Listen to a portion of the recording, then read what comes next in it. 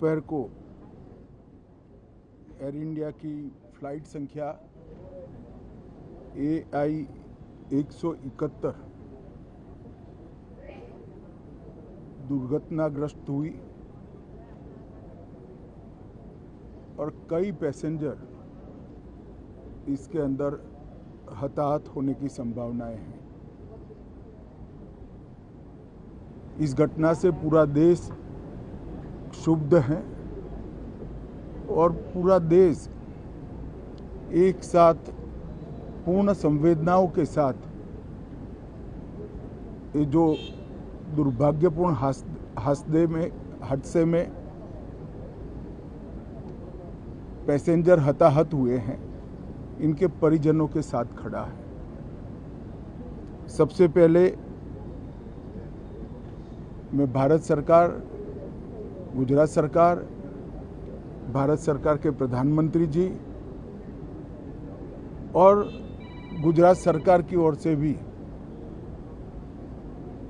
जो लोग हताहत हुए हैं, इनके परिजनों के प्रति गहरी संवेदना व्यक्त करता हूं। 10 ही मिनटों में हादसे के भारत सरकार के पास सूचना पहुंची। तुरंत ही मैंने मुख्यमंत्री जी, यहाँ के गृह मंत्री, होम डिपार्टमेंट के control room, civil aviation department, civil aviation मंत्री, सभी से संपर्क किया। प्रधानमंत्री जी का भी तुरंत ही फोन आ गया और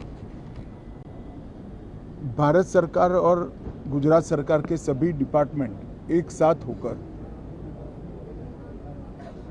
राहत और बचाव कार्य में लगे। इस विमान में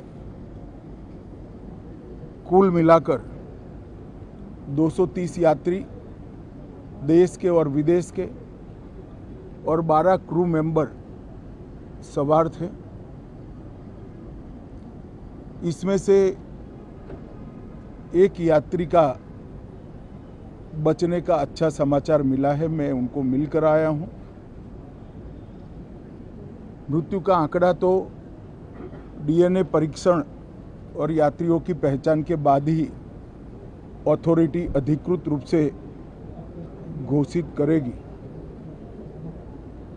मगर जो यात्री बचा है उसको मैं मिलकर आया हूं। घटना के तुरंत बाद गुजरात सरकार ने बहुत त्वरा से डिजास्टर मैनेजमेंट की सारी इकाइयों को अलर्ट करते हुए, चाहे हेल्थ डिपार्टमेंट हो, चाहे फायर ब्रिगेड हो, चाहे पुलिस विभाग हो, भारत सरकार की भी CAPF को संपर्क कर सभी ने एक साथ मिलकर राहत और बचाव का कार्य चालू किया। मगर 1.25 लाख लीटर ईंधन विमान के अंदर ही था और लगभग गर्मी, तापमान इतना ऊंचा हो गया कि किसी को बचाने की मौका ही नहीं मिला। अब मैं घटना स्थान पर भी जाकर आया हूं।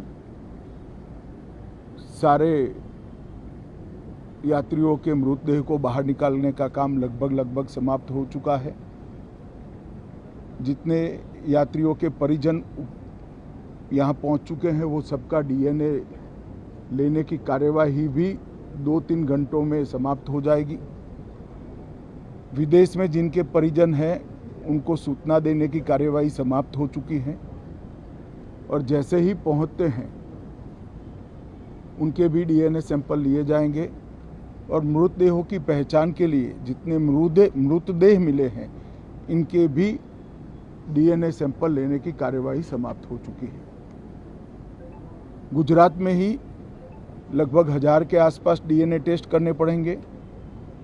ये सभी टेस्ट करने की क्षमता गुजरात में विकसित है तो डीएनए टेस्टिंग के लिए कहीं गुजरात के बाहर जाने की ज़रूरत नहीं पड़ेगी।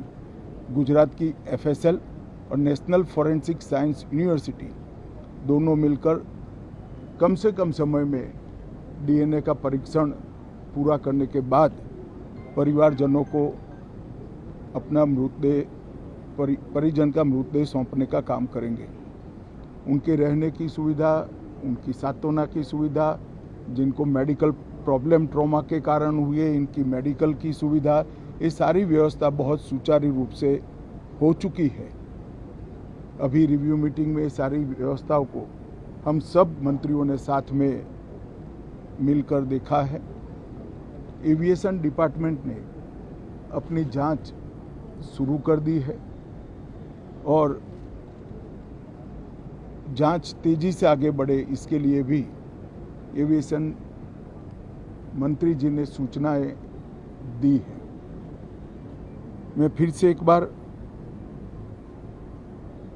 राहत काम में जिन जिन एजेंसियों ने त्वरा के साथ बचाव और राहत का काम किया वो सभी का धन्यवाद करना चाहता हूं और फिर से एक बार जिन्होंने अपने परिजनों को गंवाया है, हताहत हुए हैं, वो सभी को मनपूर्वक संवेदनाएं व्यक्त करता हूं। मैं एक बार ज़रूर कहना चाहता हूं कि ये एक्सीडेंट है, एक्सीडेंट को कोई रोक नहीं सकता,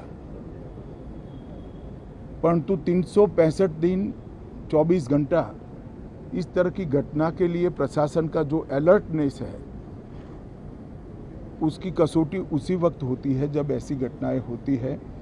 और आज गुजरात के डिजास्टर मैनेजमेंट की तैयारियों का एक प्रकार से दुर्भाग्यपूर्ण तरीके से मगर कसौटी हुआ और बहुत त्वरा के साथ यहाँ पर काम किया गया, वो पूरे देश के मीडिया के सामने और परिजनों के सामने भी आया है।